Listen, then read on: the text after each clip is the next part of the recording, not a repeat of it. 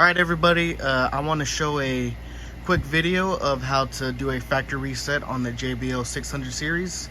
Today I'll be showing the 615 and the 618S. And this series has been out for over, I believe, 6 years now.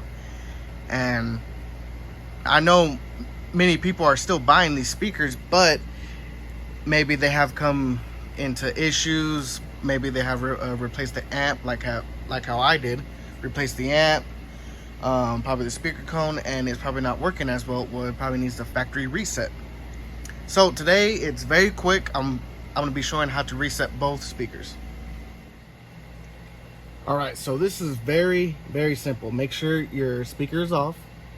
What you do is you hold the boot and the EQ plus at the same time. Make sure you hold it on before you turn it on, and the 4 LED lights should flash all at the same time.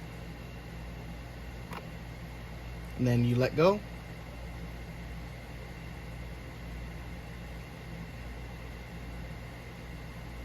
Then it would restart.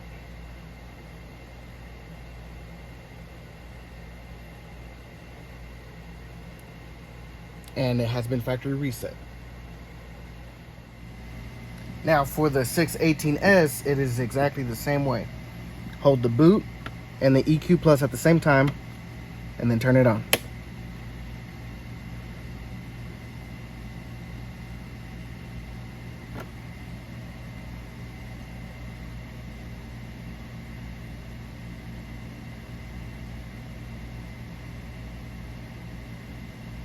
And then it will restart.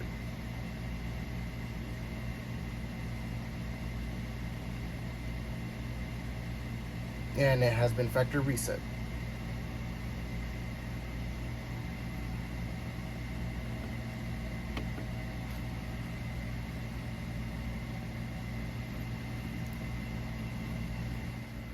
Alright, so that was a quick video of how to factory reset the JBL EON 600 series.